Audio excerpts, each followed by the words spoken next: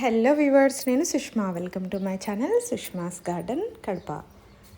పక్షుల సౌండ్స్ చాలా ప్లెజెంట్గా ఉంటాయి కదా మైండ్కి.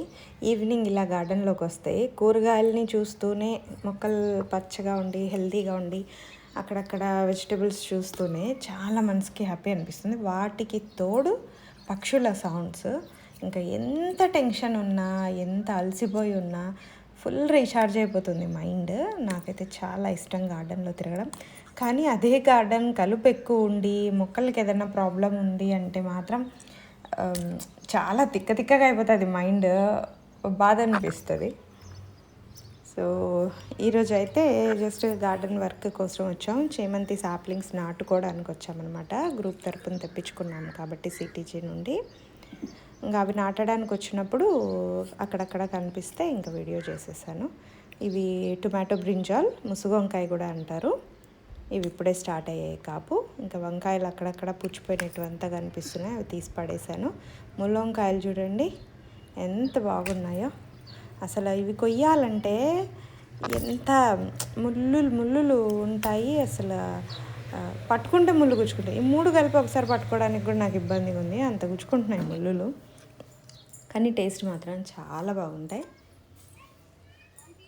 ఇక వంకాయలన్నీ కొన్ని వెరైటీస్ అయితే వచ్చాయి. ముసుగు వంకాయ, ముళ్ళ వంకాయ, చారలు ముళ్ళు లేని వంకాయ, purple matte colour brinjal long, green long brinjal, ఇంకా ఒక 2 వెరైటీస్ అయితే కోసాను. కాడ పర్పుల్ కలర్ ఉన్న, అంటే వంకాయ కూడా పర్పుల్ ఉంటుంది, కాడ కూడా పర్పుల్ ఉంటుంది. అది అయితే కొయ్యలేదు, సీడ్స్కి కావాలి అనేసి. ఈ మధ్య వీడియోస్ తగ్గాయి, కాస్త బిజీ ఉన్నాను, షెడ్యూల్ టైట్ ఉంది వీడియోస్ తీయడానికి. పైగా ఇప్పుడిప్పుడే మొక్కలు నాటుతున్నాము కాబట్టి గార్డెన్లో పెద్దగా క్రాప్ ఏమీ లేదు, అంతా క్లీన్ చేసాము. కలుపు కూడా అక్కడక్కడ వస్తుంది, అవి తీయించుకోవడం ఇదే సరిపోయింది. సో ఇంకా ఇప్పుడు సీడ్స్ పెట్టాము, అవన్నీ పెరుగుతున్నాయి, వస్తాయి క్రాప్ నిండుగా. ఇక దోసకాయ ఉంటే కోస్తున్నాను. ఇది పప్పుకి పచ్చడికి చాలా బాగుంటుంది. ఇంతకుముందు కొంచెం పచ్చివే కోసాం కదా, అసలు 20 days పైన అలాగే పెట్టినా కూడా అవి పాడవ్వట్లేదు. కొంచెం పచ్చిగా ఉన్నప్పుడు కోస్తే, ఇలా పూర్తిగా ఎల్లో అయినప్పుడు అంతగా తెలియదు మరి ఎన్ని రోజులు స్టాక్ ఉంటాయో. ఇప్పుడే కోయడము. ఇక బచ్చలి తీగ ఉంటే అది పింక్ కాడ బచ్చలి, మనం ఎర్రబచ్చలి అని కూడా అంటాము. పింక్ కాడ బచ్చలి, ఇది తీగబోతుంది, కిందే బుషిగా ఉండేది కాదు, తీగబోతుంది. ఇంతకుముందు ఇక్కడ ఉండింది కదా కంచకి అల్లుకొని, దాని సీడ్స్ అంతా రాలి ఇలా వచ్చాయి. ఈ సీడ్స్ కూడా మన దగ్గర ఉన్నాయి. ఆకులు చాలా పెద్దగా, చాలా హెల్తీగా పెరుగుతుంది. ఇవి ఇంకా కింద రాలినేటివి, కొంచెం పెరిగినవి ఇట్లా తుంచేసుకుంటున్నాను.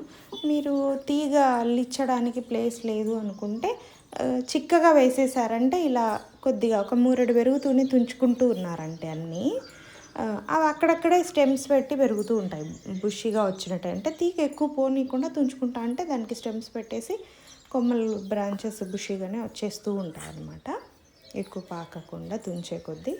సో మనం అలా కూడా బుషీ ప్లాంట్ లాగే కూడా వాడుకోవచ్చు, దాన్ని పెరగనివ్వకుండా. ఇక అక్కడక్కడ దోసకాయలు మళ్ళీ కనిపించాయి 2 లోపల దాక్కొని, ఫస్ట్ అయిపోయాయి అనుకున్నా. సో అన్నీ అయితే కోసేసాను.